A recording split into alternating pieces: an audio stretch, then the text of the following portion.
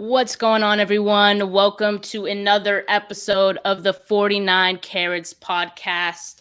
Very excited for this one. We're talking draft, and we're joined by none other than Rise and Draft, Ryan Roberts. I'm Stephanie Sanchez. You might know me as Stragosaurus on Twitter. And I'm also joined by my co-host here. Hi, I'm Angelina Martin. Repping the Giants, my first place, Gigantes. Sorry if you can hear my dogs fighting on the bed right now. They pick the best times, but so happy to have you, Ryan. And I have to say, your handle, Rise and Draft, genius. I appreciate that. Thank you both for having me so much. I think that we'll take the dogs. I just hope that I don't have a screaming baby in the background. Okay, so we're all on the same page. Right, exactly. and just to give people background on Ryan, he really lives up to his Twitter name, Rise and Draft. This guy was talking about the 2022 draft before the 2021 draft had even ended. Like, come on now. So I'm very excited to talk the 49ers picks with him. But before we do that, we're going to talk about this week's Twitter tizzy, which actually kind of relates back to the Trey Lance pick. Angie, do you want to talk about that one? Yeah, so as we all know, leading up to the draft, there was a lot of talk about who the 49ers were going to pick at number 3, and there was a lot of speculation about who it would be, and really a lot of contention between people. There were people saying that they were 100% sure it would be Mac Jones, people saying that it would be Lance, people saying it would be Fields. I'm sure there were some people that were like out of their mind saying it would be Lawrence somewhere on Twitter, because there's always someone out there saying some ridiculous stuff. But the Twitter tizzy this week, we're talking about people who guessed incorrectly and were 100% certain, not sure, but certain that it would be Mac Jones at pick number 3. So today, someone really rubbed the bones of our fellow 49ers Goldmine colleague, Jason Aponte, the wrong way. This was someone that had Mac as the pick. This is what the tweet says. I'm going to read it to you. So fun to see all the clueless 49ers fans surface this week. These meatballs are rivaling some of the crap you expect from bottom feeder franchises. Act like you've been there before, kids. Bury your head in the sand all you want on Kyle versus Lance or Mac, because he's still saying that it was Mac all along. And there's this narrative that's arisen that, Kyle Shanahan saw all the outside pressure of fans and analysts kind of critiquing the Mac Jones pick, allegedly, the alleged Mac Jones pick. And so a lot of people are still saying, like, don't believe Kyle Shanahan when he tells you it was Trey Lance all along. It was actually Mac Jones. He's just telling you what you want to hear. What do you guys think about that? Well, I mean, it was Trey the whole time. I mean, I've been very vocal about that. Between us, I put a little money down. I know it's not completely between us because some people are listening, but I got a tip about a week and a half before the pick. It was always Trey. It wasn't – I don't think it was ever a situation where you gave up that much draft capital to move up 9 spots to take Mac Jones. Like, I don't think that was ever reality, because if you're doing that, you are mortgaging a little bit of your future, and you're saying – that this quarterback needs to make up for those lost assets. And I don't think that Mac Jones was ever that guy. So I think anybody that still sticks to their point that Mac Jones was ever highly in contention or was ever the slam dunk pick for Kyle Shanahan is a little clueless, to be as nice as I can say. Yeah, and we saw – oh, sorry, go ahead, Steph. I was just going to say, I think they're just saving face at this point, trying to save themselves from embarrassment. Just admit it, guys. You didn't have the right sources, or you just simply got it wrong. Live with it. It's so hard for me to believe that Kyle Shanahan is out there talking about this process and just blatantly lying. He said, he was intrigued by Mac Jones if, they still had the number 12 pick, and if Mac Jones was there at 12, he would love to have Mac Jones at 12. How does that correlate into trading all of that to move up to pick number 3 to still pick Mac Jones? It doesn't line up. Yeah. And what if you already had Jimmy Garoppolo? Why are you trading 9 spots to draft Jimmy Garoppolo again? Another one. Doesn't make much sense. Another one. We need the soundboard with that. Oh yeah, we definitely need that. So yeah, people are just plain being salty, and as you see on my board here, it was always Trey Lance. If Kyle Shanahan says that, I'm gonna take his word for it on this one, and yeah, let's just move on. They got their guy, and that guy is Trey Lance, and we're very excited for that pick. So first round, third overall, Trey Lance out of North Dakota State, 6'3", 226 pounds. Some of the reasons why we heard that the 49ers chose Lance was that his intelligence is off the charts. So, his football smarts just blew them away. And we also heard that they thought that he was the most pro-ready quarterback, which is interesting. So, Ryan, you said you put money down on this pick, and maybe it's because you heard, little whispers that Lance was going to be the guy. But aside from that, why did you think that Lance was going to be the pick? And what do you think of the pick? Well, he was my second-ranked quarterback, to be honest. I was not on the Zach Wilson train. Trey Lance was number 2 after Trevor Lawrence. I always preface this by saying I am an independent scout, so if Trey Lance doesn't work out, I'm not going to get fired. So, just to preface that for a second, that, my job's not on the line potentially here. So obviously it's a little easier for me to bank on the upside. But for me, when I would look at this quarterback class, Trevor Lawrence was the easy one, then there's a little bit of a tier break. For me, the 2 and 3 were Trey Lance, Justin Fields. If somebody had Justin Fields as their second-ranked guy, I would not have said anything about it, because I totally understand the concept. I totally understand why he would be, because for me, those guys are a little different, but they do bring a lot of the similar traits to the table. They're both incredible athletes. They both have the size. They both have incredibly talented arms. It's all there for both of them. Trey Lance, for me, was the higher upside pick because I think he's a more talented passer. I think he has better arm talent when I'm talking about the ability to throw from different angles and to throw from different velocities and throw from different touch points and just all the different things that come with arm talent, just the ability to throw off platform. I feel like he has a higher ceiling, similar athlete. And then, like you mentioned, he is a guy that is the only quarterback this year that is coming out of a quote-unquote pro-style system where we have to go under center, go in shotgun, do different things, because ball handling is a big part of the quarterback position that I feel like not enough people talk about, and he has those aspects to him.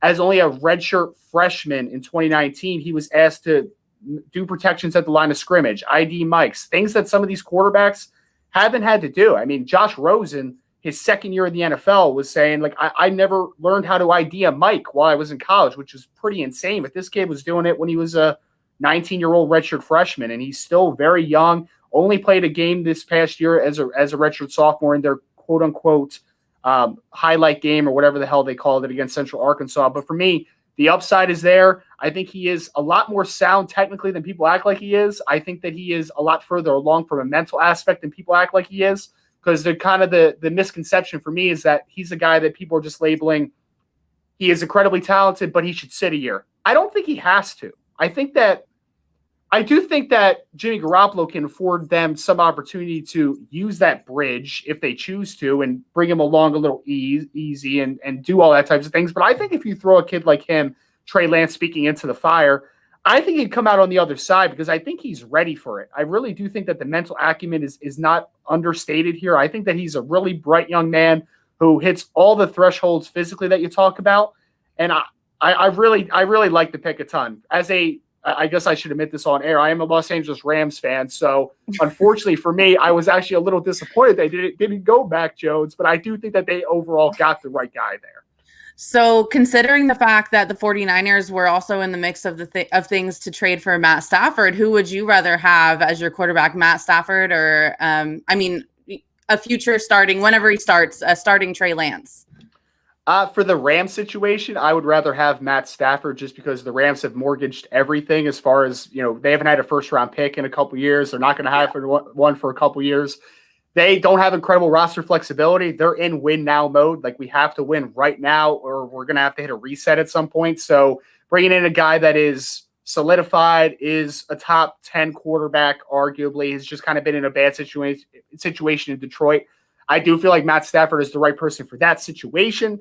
But obviously, when we're talking about long-term, if the Rams had a better long-term outlook and they didn't have their roster a little bit handicapped as far as salary cap and no first-round draft capital, then I would definitely take Trey. But I think in the situation that the LA Rams are in specifically, I think Matt Stafford would be the best option for them right now. Yeah. Oh, no, don't say that. For audio listeners, someone just left a comment. I'm Baby Jesus, though, said Rams messed up. That's right. We'll see. I mean, we'll see. It's to be seen. Just like all of these draft picks that we're going to talk about. We have no idea how they're going to do. Absolutely. Yeah, and I mean, did they mess up? I mean, he's an upgrade over Jared Goff, so it should be at least better than it was. So yeah. That's true. So it kind of seems like the 49ers and the Rams both upgraded at quarterback this offseason. You did kind of mention that Trey Lance might have a higher ceiling than some of the other quarterback options that the 49ers had. What do you think his ceiling is? I think that if everything hits, Trey Lance could be a top 5 quarterback in the NFL. I don't like comparing anybody to Pat Mahomes, and I've seen people do it. I would never personally do that just because that is like the biggest, ceiling comparison that you could possibly make. And that's a lot to put on a person, a lot of pressure. But I mean, there are some things about him that are stylistically pretty similar to Pat Mahomes. So I do think that top 5 quarterback is definitely possible. The talent is easy to see. Like it doesn't take a good evaluator to turn on North Dakota State and say like that kid could throw the ball far and he is a super athlete and he's a big, well-built kid. Like everything is there. And I think that especially, coupled with Kyle Shanahan as his coach, I think that is a very good situation to be in behind a good offensive line, behind a lot of explosive weapons that are going to accentuate his strengths the best. And I think that top 5 quarterback is definitely not out of the realm of possibility for him. Yeah, what gets me the most excited is, with any mobile quarterback, you're going to be able to extend plays. But the fact that Frank Gore was really gunning for Trey Lance and, pointed out to Kyle Shanahan that even if you don't call a perfect play and everything falls apart, he can still get you a first down. Like you don't just pass on a player like that. So that's just another one of the things that gets me really excited about Trey Lance. Yeah, no, and it can't be understated as well. It's like the young quarterbacks that have made this rise into stardom over the last few years. I mean, even going back to the Russell Wilsons of the world and obviously Pat Mahomes and Lamar Jackson, Deshaun Watson, all these guys have that dual threat capability. This is how the game is going. This is how the game is evolving. The Mac Jones style of quarterback, while everyone is trying to reach for the Tom Brady comparison of all things, that quarterback's becoming a little obsolete. Like you could say like, oh, Tom Brady, Drew Brees did it. Well, those guys are older and those guys are about to turn the page to the next era of quarterbacks. And the next era of quarterbacks are all dual threat guys that have the capabilities of extending plays and as a runner as well. So I think it's a great point. And I think that stylistically he's where the NFL is going right now. Yeah. Now, does it worry you that do you think that he might run too much? I kind of worry from like the fan perspective of like, if I saw him running and, he has a linebacker running towards him, I'm like, holding my breath a little bit. I know he's a big guy and I've heard he's built like a linebacker himself, but just that risk of like injury, you just never know. Like, is it something that could be coached out of him? Well, I think the thing that could be coached out of him is, I mean, there was a stat that came out in his 2019 season, over 1,000 yards was off of design quarterback runs. So that was just kind of the offense that he was in. Like they were calling zone read, they were calling power read, like they were trying to get him involved in the run game because he is, like you said, he's built like a linebacker and he's 4.6, 4.5 speed. Like he's a very talented athlete, obviously. I think that obviously Kyle Shanahan is not going to call nearly to that degree of quarterback power or quarterback run game. And I think that the thing about Trey, where I'm not as worried about it, is like maybe does he need to learn, slide versus taking a hit? Like, of course, and you could definitely coach that out of a kid like him.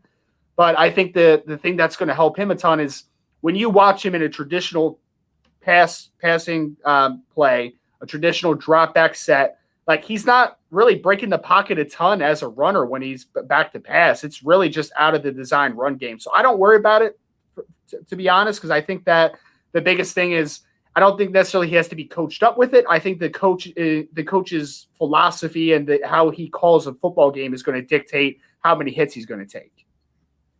Okay. Yeah. Great. Good to know. So I want him healthy. And I'm sure the 49ers do too, which actually probably contributed to their second round pick, which was right guard Aaron Banks at 48 overall. They traded back 5 spots with the Raiders from 43 to 48. Aaron Banks, he's a Alameda native, which I like to throw that in there because I currently live in Alameda. So that's kind of cool. He's like a Bay Area kid. And he's a big guy. He is 6'5", 338 pounds. So, it's clear to see they wanted to add some size to the offensive line. He has experience in the outside zone scheme. PFF gave him an 82.1 run blocking and an 80.8 pass blocking grade, which I'd say is pretty solid and well-rounded. So, and also I like this stat a lot too. No sacks allowed last year in 461 pass blocking snaps. In fact, he only allowed 2 sacks in his entire Notre Dame career. When I read that, I was like, what? Like, is that real? I had to check that again. Ryan, you are a Notre Dame fan, right? I am, yes. Yep. Okay, so you can probably tell us a little more about Aaron Banks that we might not know. So what can you tell us? Yeah, so Aaron was actually a really high offensive tackle recruit coming out of high school, and he was obviously on an offensive line that over the last couple of years had guys like Mike McGlinchey and had, going back to Ronnie Stanley. I think he might have been a true freshman when Ronnie Stanley was still there, and they have Liam Eichenberg and Robert Hainsey. The offensive line has been loaded at Notre Dame. If they have produced any talent anywhere, it's been on the offensive line. Aaron Banks, from a physical perspective, almost hits all the thresholds from an offensive tackle. He's over 6'5". He has almost 34-inch arms. So he almost looks from a length perspective like an offensive tackle. But he was one of those guys where he was just too good to keep off the football field. So they found a spot for him, and he found a spot in at left guard for Notre Dame, actually playing next to Liam Eichenberg over the last couple of years, who was a second-round pick by the Miami Dolphins this year. And I will tell you this, as a scheme fit, it's fantastic. He is a really talented athlete. He has that tackle background. He can move. He can attack outside shoulders. He can work up to the second level. Like, he fits the outside zone, wide zone scheme that Kyle Shanahan wants to run perfectly. He is, when he's on, his best plays, his best film, his best games are up there with anybody in this draft. And I think that's why he was valued so high. Is if you turned on his highlights and you turned on the best plays that he has, he's the best guard in the draft, probably. And then he has the 6'5", 338 pounds, like you mentioned. Like, he just hits all those thresholds, and he has the tape. The thing about him is he's a little up and down. He still has some inconsistencies to his game, which for me gives me a lot of positivity, because as good as he is, he could still be better. He could still be a lot better. And I think that's really nice to see. And I think that he's going to do an outstanding job, because I think it's a great scheme fit. He's a dancing bear. He just looks the part. He is a physical guy. Like, I think there's so much to love about Aaron Banks. I kept telling people that he was going to go in the second round, because I've seen some people mocking him on, all the mock draft simulators, like 4th, 5th, 6th round. I'm like, he's not going to get there. Like, they don't make guys like this too often. So I think it's a fantastic fit. If you're asking me, like, maybe my favorite pick in the draft outside of Trey Lance, it might be the second round pick, because I've seen Aaron Banks throughout his entirety of his career, and from a scouting perspective as well. I think he's a fantastic football player. So you're a Rams fan, but your two favorite picks are Niners picks. That's got to be rough. It's a little rough, because the Rams did not have too great of a draft, and they didn't have many draft. Well, they ended up with like 9 picks. When you trade it all away, it's like, what can you do? Yes, yeah, and then they have some holes at offensive line and linebacker and defensive end, and they decided to draft a 152-pound wide receiver in the second round. So, yeah, it was a fantastic draft for the Rams, to say the least. Well, I mean, like you said, this is a great pick. We know that the 49ers offensive line has been a point of controversy, especially last season. And shout out to 49ers Goldmine writer Brett Rumbeck, who actually published an article that morning before round 2 saying that the 49ers absolutely no holds barred needed to draft a guard with their second pick. And lo and behold, they did. And it's going to be really nice to see someone of high skill playing at right guard for them. And he's back with his guy Mike McGlinchey at now that right tackle as well. They obviously they did not start together while at Notre Dame, but they still have the Notre Dame pedigree, and they are familiar with one another, I'm sure. So I think it's going to be a fantastic fit. And if I'm not a 49ers fan, at least Steph and Angie, you guys at least have a couple Notre Dame guys now, so we can be friends, I guess. Yes, we can bond over that. Yes, I guess. Yes. I like that you called him a dancing bear. I never heard that before, but that was a term?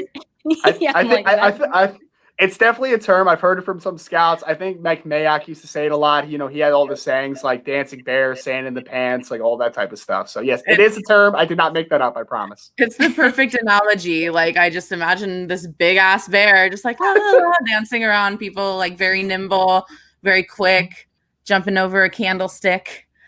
Anyway, yes. Next pick. Well, no, just one more question about Aaron Banks. Do you think that he's running away with the starting right guard spot? Yeah, I think obviously I know interior offensive line has been a little bit of a problem. I know that last year specifically, the team dealt with a lot of injuries on the offensive line in general, but just kind of off the top of my head, like I don't even. Do you guys still have like Laken Tomlinson starting at guard? Is that still a thing or? Yeah, I believe he's on the other side of the line though. If I'm not mistaken. Yeah. So for me, just for me, I mean, just kind of like just going over guys in my head. I mean, I think he's definitely better caliber than some of the players I've seen on the interior of the offensive line for 49ers, at least over the last year or so. So I think that he definitely has a good chance. And I think that the team will really like, again, kind of reuniting him a little bit with Mike McGlinchey at right tackle, because I know Mike's play was a little down recently as well. So hopefully that could buoy it up a little bit and that they could both help each other, obviously. Yeah, definitely. So moving on to the next pick in the third round, the 49ers kind of surprised everyone. They traded up with the Rams at number 88 overall, running back Trey Sermon from Ohio State. So kind of sensing a theme at this point of the draft. It seems like they're going with size and physicality, something that I don't think a lot of people were expecting out of the 49ers draft. What can you tell us about Trey Sermon? Well, I mean, Trey had a great ending to his Ohio State career. Obviously, he started at Oklahoma. Really explosive runner in short areas. There's a lot to like. He was a little bit inconsistent throughout his career, even at Ohio State this year. Like the first half of the season, he was just kind of nowhere to be found, and then he got hurt in the national championship game. I think he's a very talented runner. It was a little earlier than I anticipated him going off the board, and to be honest, I don't love the pick just because I don't think he really fits in that outside zone scheme too well. To be honest, he's more of a downhill, one cut kind of guy. Like if you're selling me to him as a gap power runner or an inside zone type of guy, like I get that. I just don't see that. I don't think that it fits schematically that well. And I think that you still have guys like Raheem Mostert and Jeff Wilson and some other solid options in the backfield. I just wasn't really sure why Trey Sermon in the third round was that big of a priority. Yeah, it's definitely a question mark trading up for, anytime you trade up for a running back, they're obviously not valued as highly in the NFL as they are and at the college level. But I don't know, the fact that they drafted two and the fact that they're going all out on the O-line, like makes me wonder maybe Kyle's got something new up his sleeve this season that, we haven't even experienced before, with all these new weapons that he has and possibly a new quarterback. It might be a time for change in more ways than one. Yeah, I think that if the mindset is we have a young quarterback, we're not going to put as much on his plate maybe early if he does start, that the heavy run game would be a good schematic approach to it. And obviously you have guys like Mostert, like I said, who bring a lot of speed to the table. So if you're just trying to kind of combine skill sets of, hey, we have speed, we have power runners, we're going to kind of play a little more of the time of possession type of game and ease our quarterback along and give him more responsibility as he gets more comfortable, I think then I can agree to that perspective. I just didn't love the fits schematically from a Trey Sermon. I like the idea. I don't hate the pick of a running back there. I just didn't think that he fit what Shanahan typically likes to do offensively.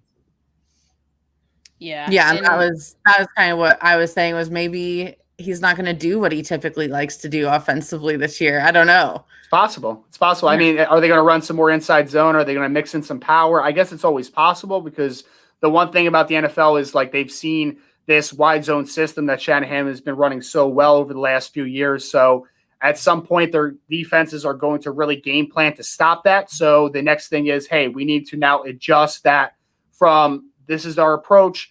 Now we're going to go to a little more of a change up and approach, because that's actually what the Rams did, kind of go into the Rams point of view, because they ran a ton of wide zone with Todd Gurley, and then obviously, with the knee issues and him going over to Atlanta, they kind of had to adopt a new foundation of more inside runs. We're not going to be able to hit the corner as often as we do. So I think that this might just be Kyle Shanahan's way of saying, like, we understand that teams are now going to be gunning for this outside zone system. Now we need to kind of take the next step and then mix in a different ideology that would keep it fresh and keep people guessing. Yeah, exactly. I think it's a good plan. And then a lot of fans, like, after the draft were saying, like, Kyle Shanahan is zigging while the rest of the league is zagging, or vice versa, however they said it.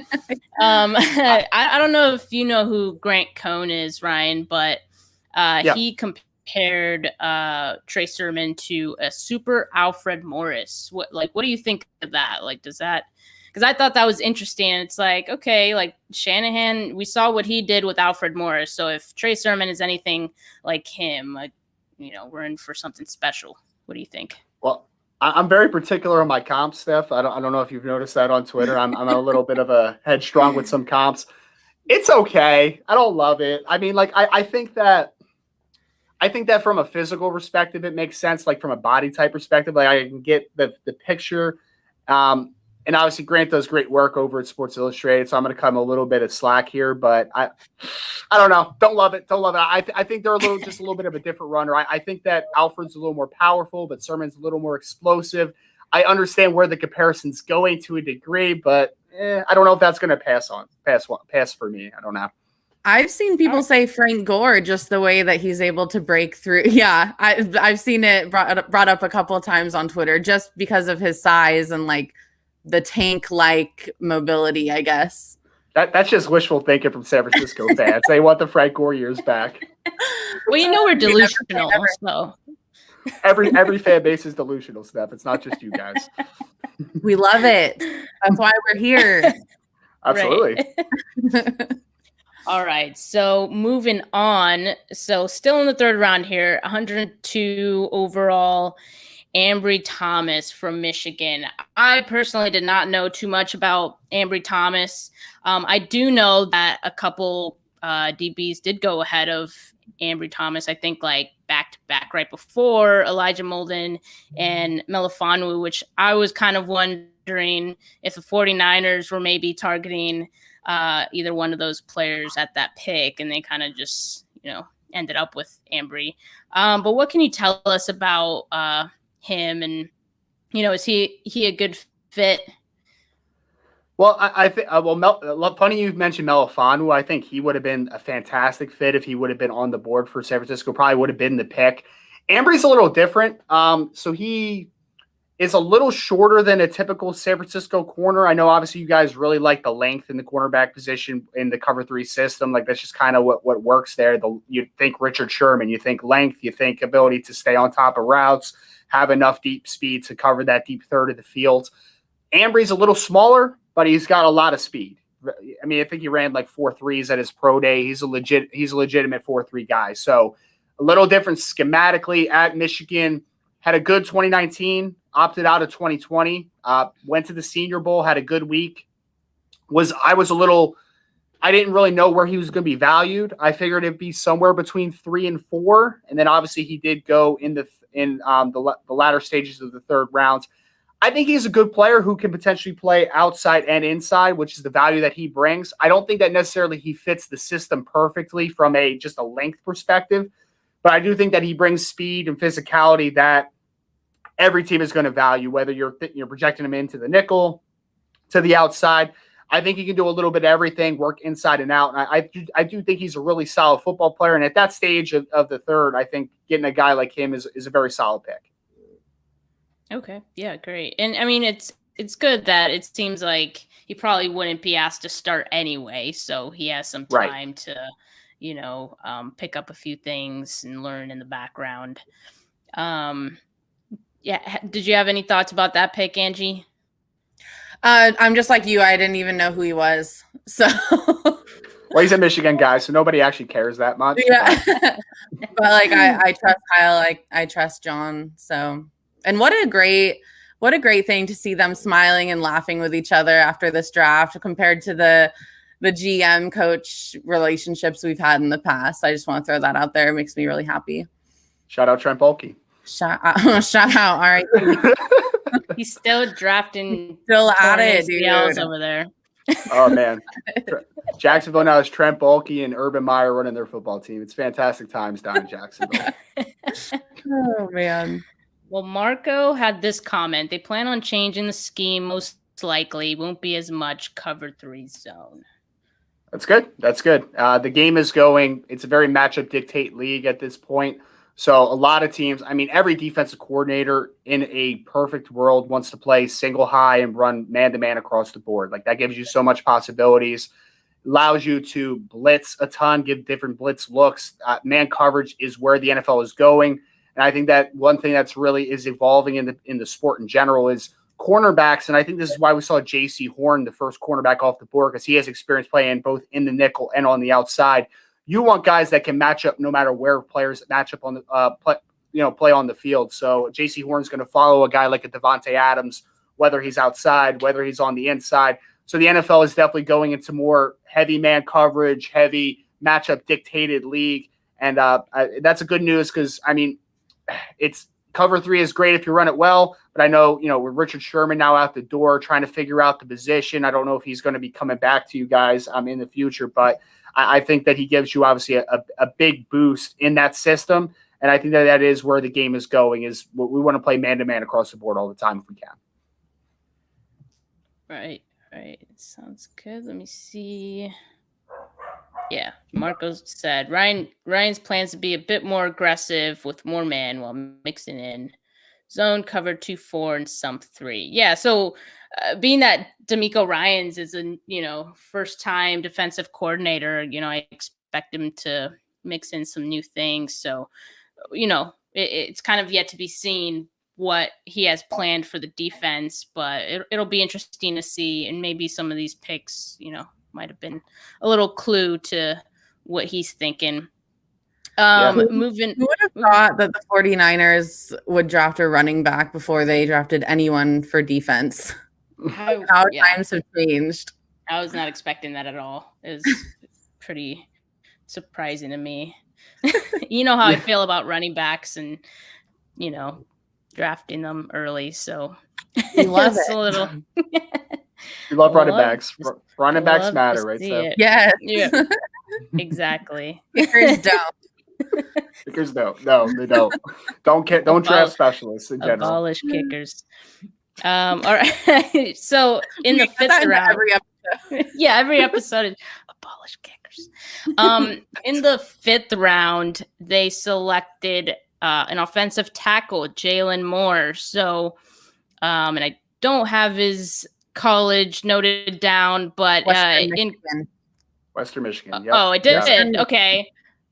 Okay, cool. I'm awesome.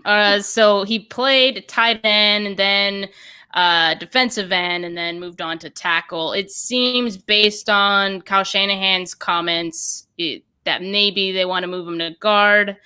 But it sounds like he has like good footwork from all that I've seen.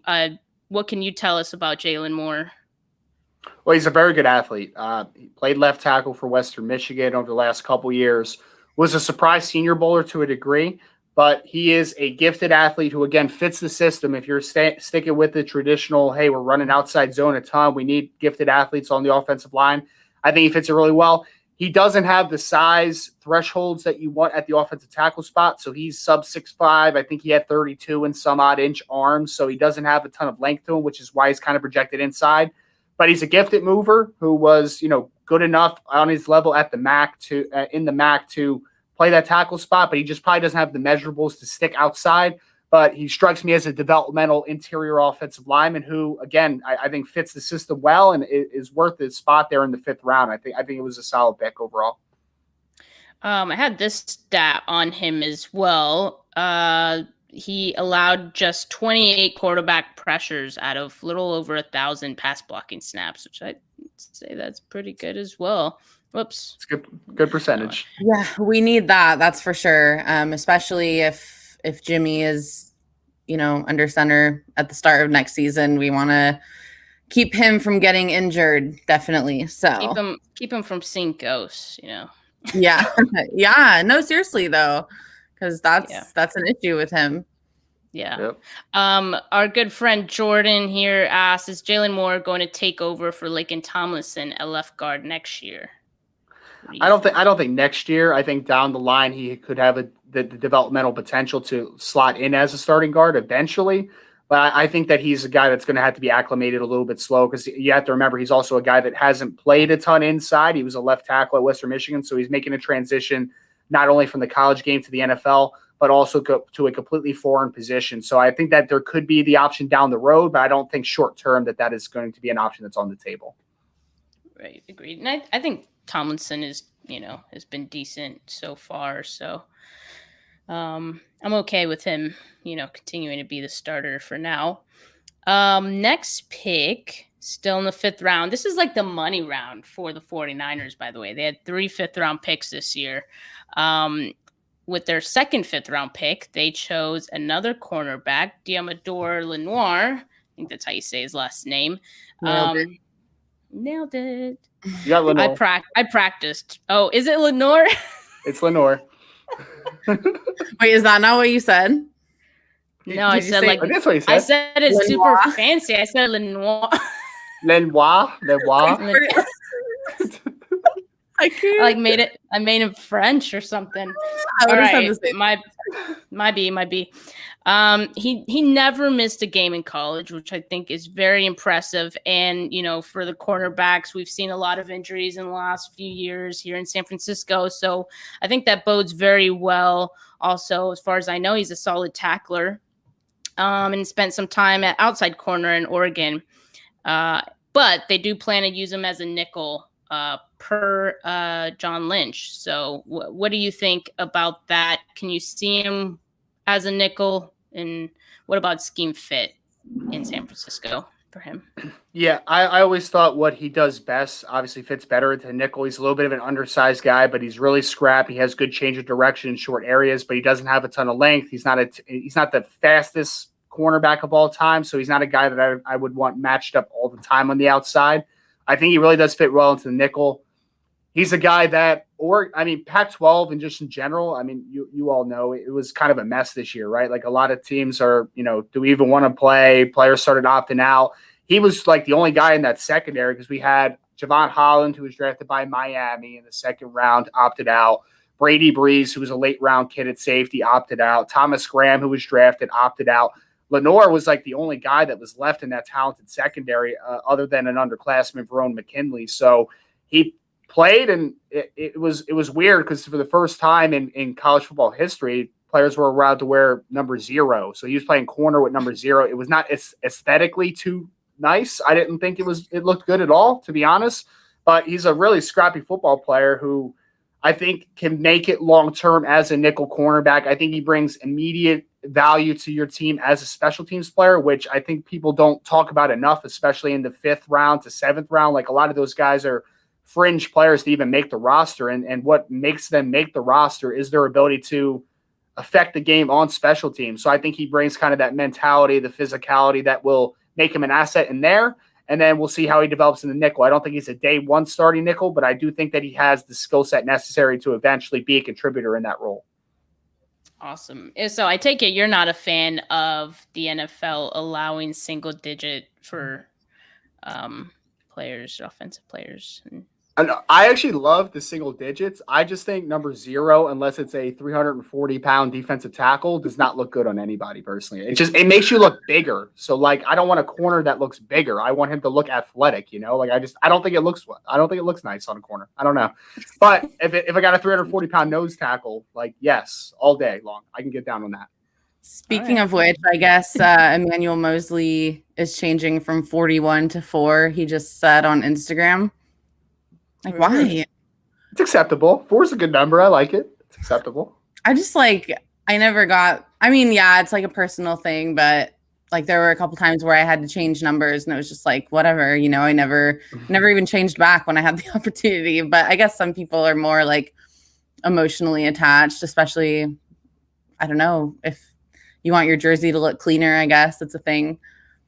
Well, if I was, I think Devonta Smith for the Eagles is wearing number 6, and he's only 166 pounds, wearing a single digit. So I think there's calculated decisions. Like if I was that skinny, I would not wear a single digit number, but I do think it looks nice in some regard. I kind of like it. I mean, I always wanted to pretend that I was an athlete. I always had to wear like a number in the 40s or 50s, so I would have capitalized on it personally. Yeah. And Jason Verrett's also changing his number, right? He's going to number 2 now. I think college number. Yep. Yeah. I feel bad for all the people that have purchased their jerseys. Like I would be pissed. You just give you a refund. Give them the new jersey. That's all. Is that what they're not doing? No, I'm saying they should do that. They absolutely should. They should. Yes. They should. Yes. So to finish off the 49ers money round, as I like to call it, they drafted someone I think could be the steal of the draft. I absolutely love this pick. Strong safety linebacker hybrid, Talanoa Hufanga out of USC. I think I nailed the name that time. You did. You did. So you got it. Very proud of myself for that one. He said he had been training with Troy Polamalu in the offseason, so that's pretty exciting. Yep. And I think at worst, like he'll be a special teams contributor right away, right? So what do you think about this pick? Do you feel as I do that it might be one of the steals of the draft? I think I'm a little biased because I'm personally attached to Hufanga a little bit. I interviewed him a few weeks before the draft, and it was the best interview I've ever had, to be honest with you. That dude is fantastic. Like you mentioned it, he's training with Troy Polamalu because the other safety at USC that was the other starter, Isaiah Polamalu, I think is how you pronounce it. That's actually his uncle is Troy Polamalu. So they kind of got connected, him and Talanoa. And it wasn't even like he was just because usually, you're training, you're doing your field work and then you're doing your combine prep, you're running your 40s, you're lifting in the weight room, you're doing your interview prep, all that type of stuff. Everything that he was doing to get ready for the draft was with Troy Polamalu. He called him a life coach. He didn't call him, just a trainer. Like he told me that the biggest blessing was just to learn how to live from a guy like Troy Polamalu. He said he was just like secluded on a beach, working out with Troy every single day. And it was a fantastic interview. And I think that he has that type of personality where he's going to make it regardless. Cause I don't think that I think he's extremely humble. I don't think he's full of himself. I think that if he has to play a role where he is a dime linebacker, sub-package player, special teamer, I think he will take that and he will run with it. Because I think that he is the type of guy that will say, no matter what I can do to help a football team, I will 100% do. And he's a talented player too. Don't get it wrong. He is a very productive player at USC. Played in a lot of roles, played single high, 2 high, in the box, in the slot. They asked him to do a lot of things. For me, I think the early possibility for him to get on the field is as a dime linebacker, to be a guy that's in sub-package. But I think that he could eventually develop into a second-level defender, whether that is a strong safety or a linebacker in a cover 3 or cover 1 heavy scheme. Like I think that he can do a lot of nice things, plays hard, plays physical. Had 4 interceptions this past year, so he improved his ball production. Like I think there's a lot to like about Talanoa. I don't think that he fits perfectly into either a safety or a linebacker role, but I think he brings a great mentality and he brings a lot of versatility to a defense. Now, like you just had a bunch of good things to say about him. I feel like everyone has great things to say about this kid. He was Pac-12 Defensive Player of the Year. His stats just, jump out at you on paper. Why was he taken as late as the 5th round? Is that because of that uncertainty as to what position he can play? Yeah, it makes teams uneasy sometimes because they don't know exactly where he's going to fit. So it's kind of a little bit of a gamble. You have to be really comfortable with your coaching staff and kind of the vision of how to use a guy like that. And then, I mean, the negatives on him is he's not the greatest athlete in the world. Like, he's a good, solid athlete, but he didn't test incredibly well. And he's just he's a little limited athletically. He's kind of more of a motor, make it happen type of guy than a physically imposing type of player.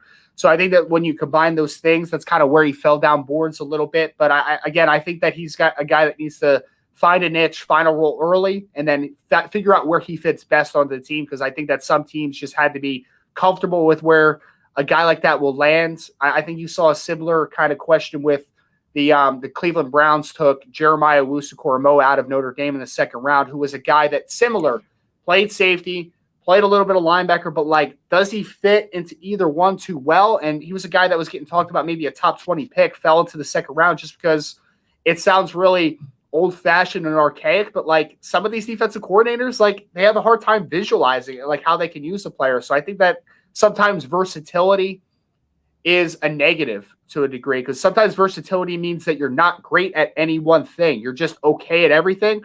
But for some defensive coordinator, it's like, if that guy doesn't excel at anything, where am I going to use him? So I think versatility is a term that we need to kind of take a step back and then reevaluate, because it's not always a positive to say a player is a versatile player. Okay, that's fair. And again, like, going back to DeMeco Ryans, like, former linebacker coach, I feel like he might have some good idea or some creativity on how he might want to use him. So yeah, I'm excited to see, what comes of him.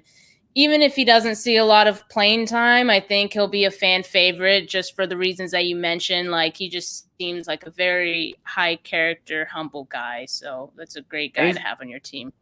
And he's a Bay Area kid, so he gets to stay home, I know he's from Oregon originally, but, played in the Bay. Now he's staying in the Bay. So right. I forgot about that, actually. Yeah, love that for him. Mm-hmm. Moving on to the 6th round, they take another running back. What is going on? They went Elijah Mitchell, who kind of feels more like a 49ers running back, though. He's a speedster. He has a sub 4.4 speed, crazy athletic. And Kyle Shanahan did say that they were not planning to take 2 running backs. So this kind of feels like a best player available pick. So the rich get richer. What do you think about Elijah Mitchell and his fit in San Francisco? I like it better than Trey Sermon, to be honest. Okay. I think I had him graded higher than Trey Sermon. I like Elijah Mitchell. I was surprised that he fell to the 6th. I thought he was going to be a 4th round type of running back. And I think that he fits the system much better because he's a guy that at Louisiana was asked to do a little bit more from a stylistic approach. Like, they were running inside zone, they were running power, they were running outside zone. Goes to his pro day and runs 4.38 in the 40. So he's got a little more juice to him as well. I think he's a very underrated player that hasn't gotten the fanfare because he only played in the Sun Belt at Louisiana. But I think that I wouldn't be surprised, and I know this is probably going to be a hot take, but I wouldn't be surprised if he has a more immediate contribution than Trey Sermon, just because I think the scheme makes more sense, and I think he's slightly more dependable. He's been a guy that, like I talked about, Sermon has been kind of just up and down and inconsistent. Elijah Mitchell has just been a super steady football player for a few years, and that's the kind of guy that I think coaches really gravitate towards. It'll be interesting to see like who is the odd man out in the running back room because there's so many. I know it's crowded. I was looking at the depth chart before I came on, and it's like Jeff Wilson and Mostert, and I know who's that little Jermichael Hasty came up and did okay down the stretch, and then you drafted 2 running backs. Like there's a lot. I think you signed Wayne Gallman. Like there's a lot of running backs on this roster. I don't know who's going to be the odd man out, but I wouldn't bet against Elijah Mitchell making the team. Maybe he's a practice squatter. I'm completely wrong, but I do think that he is a very good football player who, again, I was surprised that he was there in the 6th. Yeah. Well, let's talk about the running backs for a bit because we've gone through all the picks and we'll get to the undrafted free agents in a second, but it's obviously a very crowded running back room. There's Mostert, Jeff Wilson Jr., Wayne Gallman, Trey Sermon, Elijah Mitchell. I worry about if Mitchell goes to the practice squad, someone might swoop him up. So that would be my concern. Possible. This is someone you just picked up. Like I'm sure from the team perspective, you also don't want to risk that, right? So I can see them maybe, letting go of Wayne Gallman, who doesn't have any guarantees in his contract. And then also just like one thing to keep in mind, I think more so these running back picks were for the future more so than now, right? I mean, Mostert and Jeff Wilson Jr. and Mostert are not going to be back next year. And I kind of feel like the skill set of both Sermon and Mitchell are similar. So to me, it's like Mitchell could take care of the Mostert role that he'll leave behind. And then Jeff Wilson Jr., who's a little more of a, physical running back. He's a little tougher. That could kind of be Trey Sermon. So I don't know. I kind of see like that's how it'll be in the future, but it still is a huge question mark how they're going to, who's going to be the odd man out, right? So very interesting. I think Wayne Gallman is probably the odd man to me, but I would not be surprised to see either Wilson or Mostert moved or cut. Well, I was going to say, I know that there was a big talking point, obviously, last year where Mostert was, kind of talking about getting traded and getting out of town. So maybe that gets fulfilled, and then Wade Gallman's a cut, and then you're carrying Hasty with Mitchell and Sermon and Wilson. That would be I think a solid backfield. I think that there's a lot of varying skill sets, and I mean, like you said, they loaded up for a reason. I think there's going to be maybe a surprise cut or two here. If they're going to keep Mostert and Wilson, I think that my next mind would go, hey, it's probably Wayne Gallman or JaMychal Hasty are probably the guys, because I would find it hard to believe that you would long-term invest in a JaMychal Hasty, for instance, over a guy like Elijah Mitchell. Like, I just think that Elijah Mitchell brings a lot more to the football field. So I think that both these rookies are going to be safe. I just think it's the question of who's the odd man outside of the two draft picks here. I picked up JaMychal Hasty on my dynasty team last year, and it didn't work out too well for me. It was like 4 games left, and I was like, maybe he'll do something. No. So that's my vote for odd man out. So you're spiteful, I guess, of Hasty. Not spiteful, just like I was watching it very closely. So I think the rule of fantasy football right now is stay away from 49ers running backs, right? I think they're going to go down. Because you just they might go down, or you just never know who's going to be the guy that week. It's so unpredictable. Exactly, especially this next upcoming season. And I think it's going to be like RB1 by committee, basically. So we'll have to see what happens. Well, they're like the New England Patriots. Like, one back will run for like 150 yards one week, and then you won't see him for like 2 or 3 weeks. Like, it's just kind of how it goes, I guess. Similar strategy. Exactly. Yeah. All right, so moving on to some of the undrafted free agents. They only picked up 4 this year, which I guess is a good sign because it means they don't have many holes to fill as far as depth goes. But this undrafted free agent here, Austin Watkins Jr., was, again, one of my favorites. I feel like this could also be one of the steals of the undrafted players. So what do you think about Austin Watkins? He's a guy that I was very surprised went undrafted. He has NFL bloodlines. His cousin is Sammy Watkins, who's obviously a former first-round pick, who's been kind of up and down in his career, but he's just kind of got that bloodlines. He's 6'2" plus. He was productive at UAB. He tested relatively well at his pro day. Very intrigued what led to the drop, because I didn't hear anything about a negative from a medical perspective or character-wise. So it was just kind of like okay, he went undrafted for whatever reason. But I think that he brings something potentially, if he does make the football team, to the 49ers that they don't really have, because they have guys like Deebo Samuel and Ayuk, who are different body types, obviously, but like they're yak guys, they're super explosive after the catch. He's more of that outside threat who has that big catch radius, can win down the football field with length and extension, and has decent enough speed. So I think he's a completely different player than what San Francisco currently has. So I wouldn't count him out and potentially making a roster. I know that, obviously the team has invested in wide receiver over the last couple of years, so I don't think that he's going to be a high volume getter anytime soon, but he brings something different to the table that I don't think the 49ers really have, to be honest. Well, the 49ers also now have a quarterback on their roster that can throw downfield. So, I mean, that might have played into that decision there. So that would be cool to see some little Lance Watkins connections. Yeah, well, that's one thing I'm really excited about, actually, is, Kyle Shanahan is obviously very known for that West Coast system, the wide stretch off of play action and getting the ball in guys' hands very quick, short crossing routes, all type of stuff. But if you look at, I kind of think back to the Green Bay Packers when they had Mike Holmgren as their coach, and they just traded for Brett Favre, and Brett Favre was more of a downfield power thrower, and he wasn't the perfect fit into a West Coast system.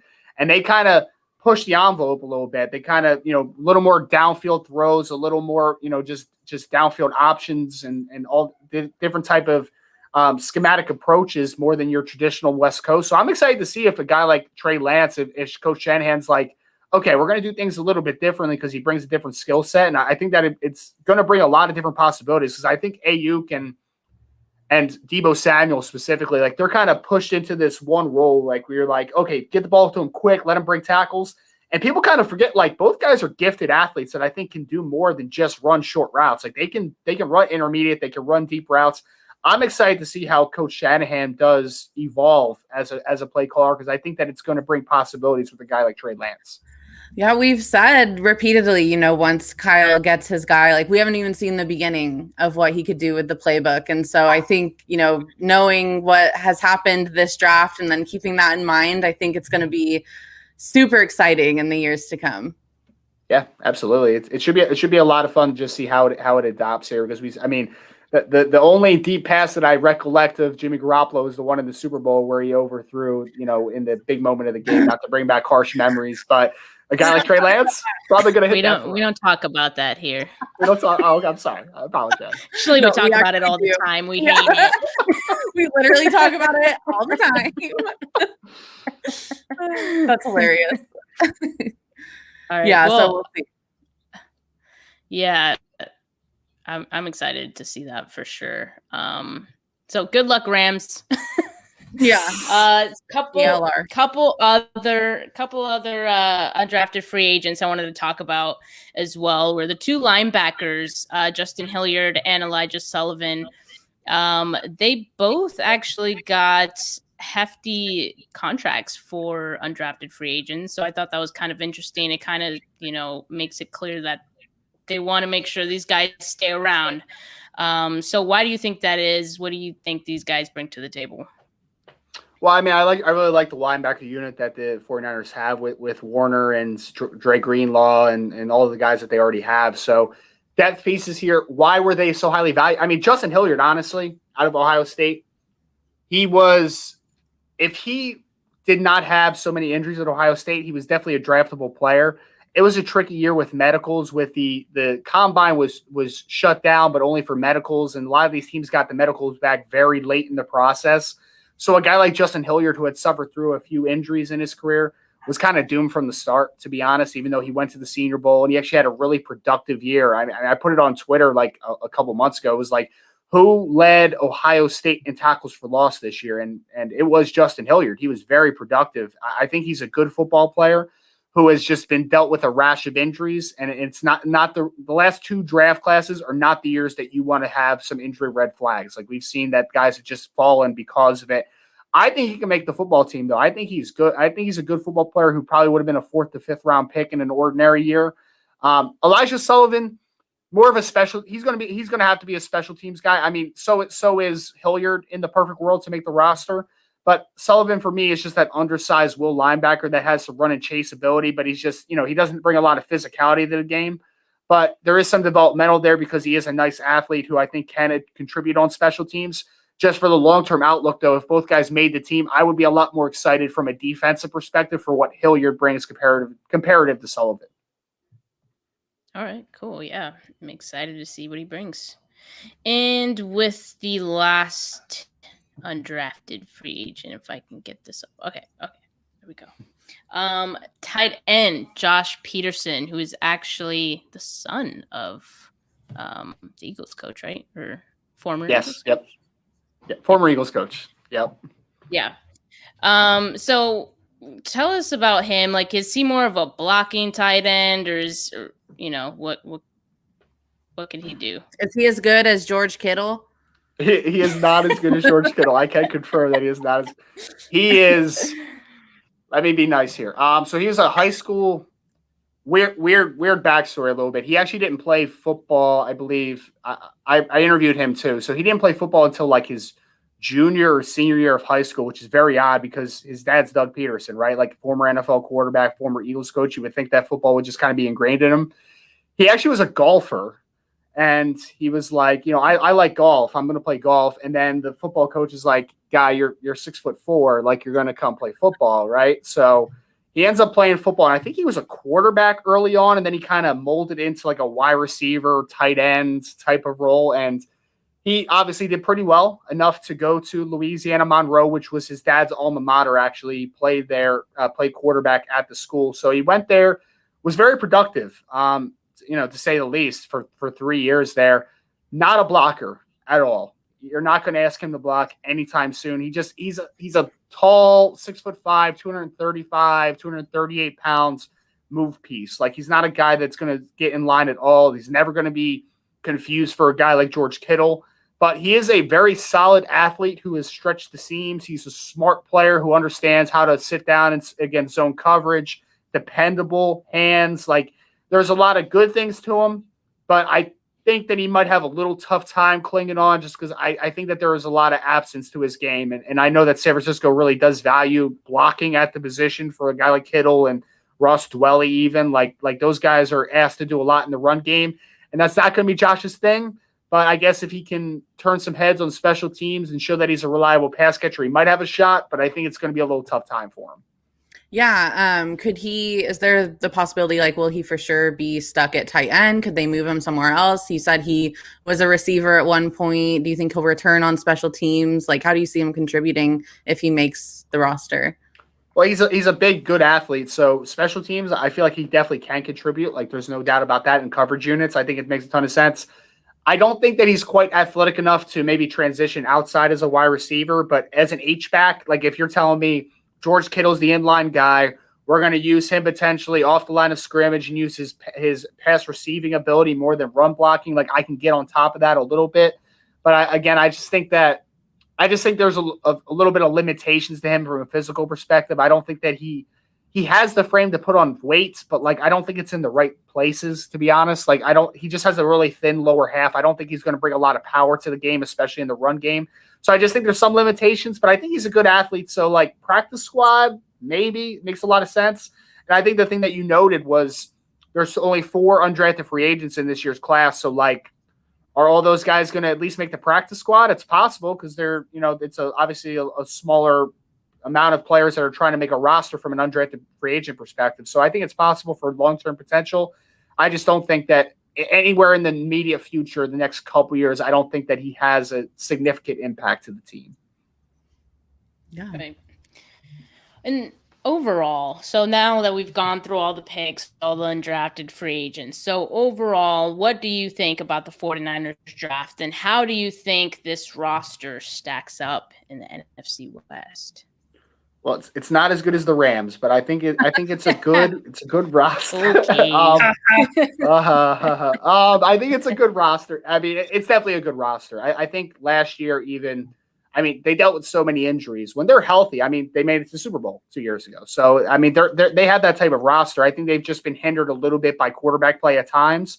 So having a guy like Trey Lance is the big movement piece here, and it's also the big potential for this draft. We did a grades yesterday on my podcast, and I gave the 49ers a B+. I think that they did a fantastic job, to be honest. But it all is hindering on if Trey Lance is the guy that I think that he can be. If he is, then maybe it's an A draft. Like, it's possible because I think that he has that type of talent. Aaron Banks is a slam dunk.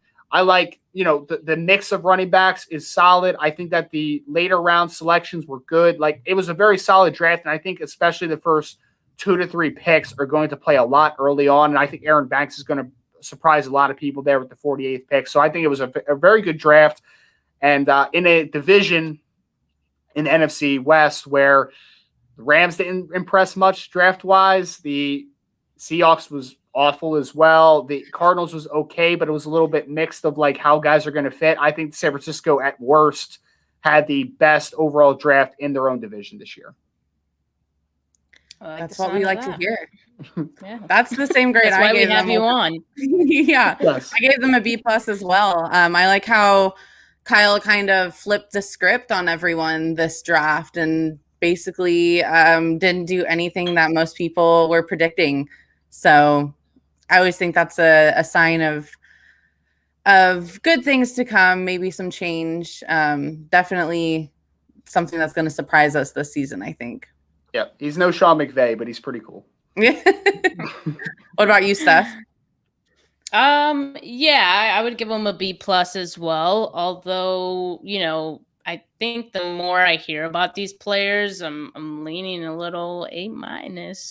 So and like you said, Ryan, like it all depends on Trey Lance and what he ends up becoming, right? So let's talk back, or let's segue back into Trey Lance again, because now the new discussion is how soon should he start? And this is the new thing that 49ers fans are arguing about, because they got to find something to argue about every time. So now we're done talking about who they're going to draft, and now it's this. So how soon do you think that he should start?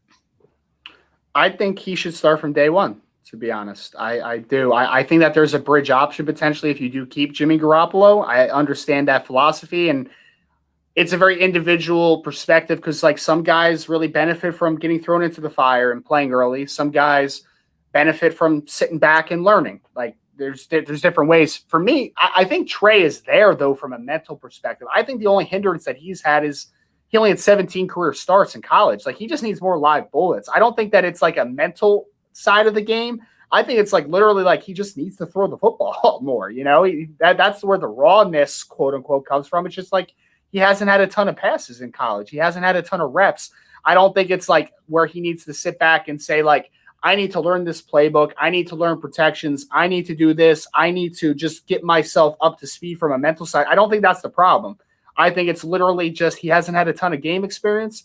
And so I'm in favor of him starting early on. I think as early as possible. I would start him week 1 if I'm ready, if I'm comfortable with it, because I think that he can handle everything that you're going to put in front of him. You just have to be willing to take some bumps, because he's still a rookie quarterback. There's going to be some uneven performances.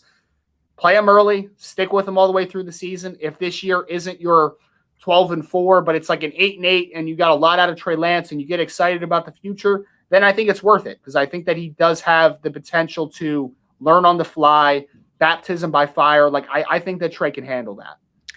Okay, so am I crazy for thinking this? Like, a lot of people advocating for Jimmy to start, which honestly, I don't really care either way. I think whoever is supposed to be quarterback will end up being quarterback. It's all going to work out. But this season, is it crazy to think that a front office and coaches wouldn't like be upfront about when you have two different quarterbacks who are completely different styles of play?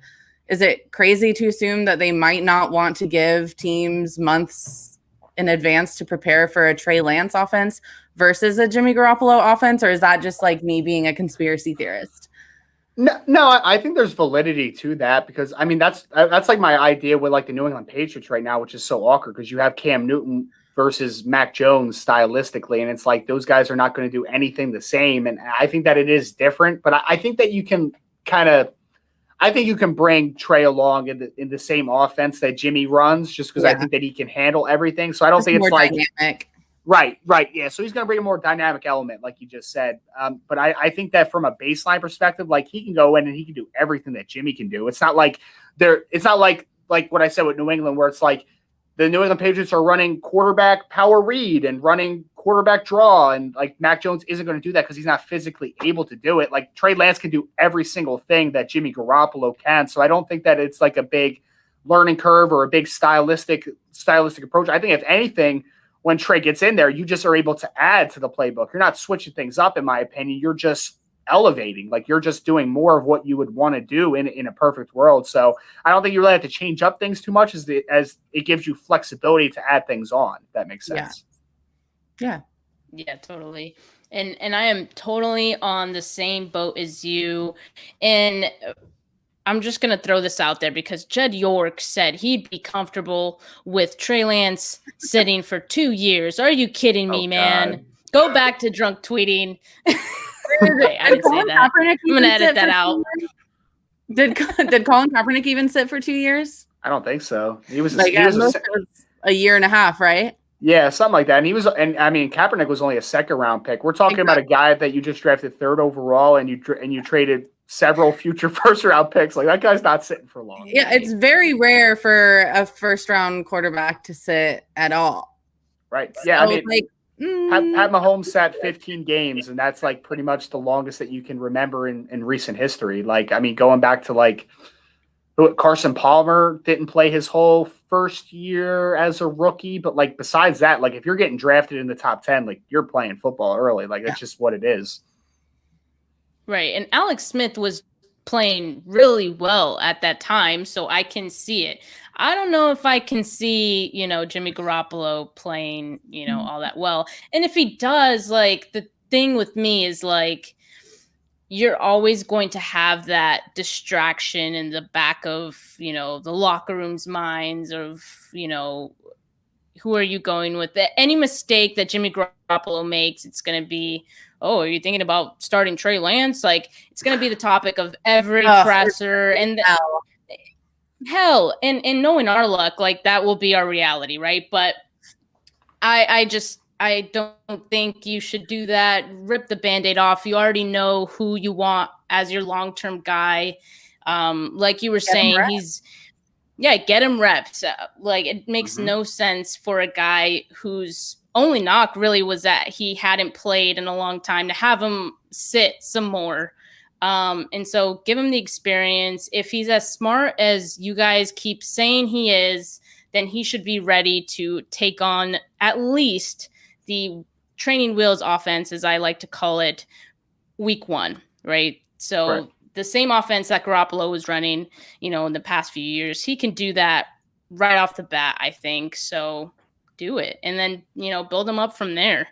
So yeah, that's my take on that. And anyone else who says different is, I don't know. Well, I just remember Jed York.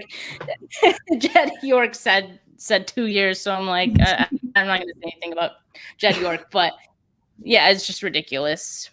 It's going to be a quarterback competition in camp, or I mean, if what you want to call a competition, who knows what it's going to look like. And if Jimmy Garoppolo happens to be, emerging victorious from that competition, then he'll get to start games, and he better hope that he performs and that he is winning because the future is on the bench behind you. Yeah. I think he brings you flexibility though. Like if your game plan is like, we want to ease him along, that's completely fine. Usually that kind of works until about the bye week. And then that's like kind of where the ascension as the starting quarterback kind of works. Like we saw that last year with Miami going from Fitzpatrick to Tua. Obviously after, I think it was week 8 or week 9 was their bye week. Like that's usually where that happens, so it's going to happen. Even last year in a crazy offseason where they barely had, they didn't have OTAs. They barely had an semblance of a training camp. Like it only took a few games for Tua to get on the field. It only took a few games for Justin Herbert to get on the field. Joe Burrow was a starter from day one. Like Trey Lance has a full off season here, a more normal kind of feel to it. He's going to play early. It's just the question is if it's going to be game 1 or it's going to be game 5. Right. Yeah. All right. Final question, and then we'll get you out of here. is a Richard Sherman reunion imminent? Because I keep hearing his name thrown around, and I was actually thinking, after the draft, they drafted 2 cornerbacks. It's probably unlikely he comes back. Does he want to be a backup? Are the 49ers comfortable starting him, 1 year older that he is? So I don't know. What do you guys think? Would you guys welcome Richard Sherman back? If it's not expensive. Oh, it's going to be expensive. Richard Sherman is a very intelligent guy who was like, I'm not going to sign before the draft. I'm going to wait until teams need me. And then I'm going to. Honestly, he could go somewhere else where like they need him a little more. I just don't. I mean, I love the guy and I think he'd be great in like a mentorship role on the team, but I just think he's past his prime and not worth the money. I don't disagree. I think the New York Jets makes a ton of sense, obviously, with Robert Saleh over there now. Like, I think it makes a logical sense. I think, though, that, Richard Sherman's very intelligent. He's kind of a quirky character. He's a funny guy and everything, but don't get lost. Like, that guy is very smart, very intelligent. He's playing the field right now. Like, he is talking up his asking price because teams are going to need him at some point. So, very solid football player who's done it for a long time. He knows what his worth is, and I wouldn't count out a reunion, but I think that it's going to be maybe a little bit higher of an asking price than teams are going to be. They're going to be willing to pay, but it's going to be at a position where some teams might get a little desperate for it. Someone's going to do it. Yeah. Yeah, that's going to happen. Absolutely. NFL legend, though, I will say. Oh, absolutely. Great football player. I mean, the story, right? Like 5th round pick, former wide receiver who turned cornerback his last 2 years at Stanford. Like, it's a great story. And I mean, one of the smartest football players that's ever played too. I mean, I know it was against the 49ers, but his little altercation with Michael Crabtree, right? That was fantastic. Iconic. Like, hello, I'm a Niners fan. And although that moment brings up bad memories of terrible memories, those years and all those consecutive losses, but iconic moment. Like, you can't ask more from football. You can't ask for more than moments like that. And then what does it say about him to be such a villain in the eyes of 49ers fans and then to turn that around and come be one of the most beloved players on the team in San Francisco? Like, what a great guy. Yeah. And it's like, I think of Darrelle Revis for a second, where it's like, oh, man coverage on an island, Revis Island, like that's what he's kind of known for. The cover 3 system, like the first person you think of is Richard Sherman. Like that, he kind of revolutionized that coverage, to be honest, which is such a simple coverage. But he made it cool. Like, teams started to do it more. They wanted their own Legion of Boom, and it brought it obviously to San Francisco. Like, revolutionary, iconic 5th round pick that has turned himself into a potential Hall of Famer. Like, it's a great football player, to say the least. Richard, if you're listening, please unblock me on Twitter. Oh, no. Love you, bitch. Okay. Oh, my God. And please come back. Baby, come back. You can blame it all on me. Sorry. Carry on. Yeah, she's the funny one. But yeah, she's hilarious. I think I called you comedic gold earlier. But Ryan, thank you so much for being on. I feel like I learned so much about the 49ers draft. It's funny because you probably know more about the 49ers draft than I did. And so I feel very enlightened at the moment. And yeah, I feel very good about the draft after hearing you hype up all of our players. And it's going to be fun seeing the 49ers play the Rams this year. Looking forward to beating you guys twice more again. But yeah, man, thanks for coming on. I appreciate it so much. I've learned my lesson, though, Steph. I'm not betting you any more money on any Rams 49ers games in the future, but I really do appreciate it so much. I love talking ball, and I really do think that you guys had a great draft, and this was a ton of fun having me on. All right. My cat so says with hello. That, yes, we love your cat. So with that, we're going to end this episode. Thanks to everyone listening. See you guys. Peace out.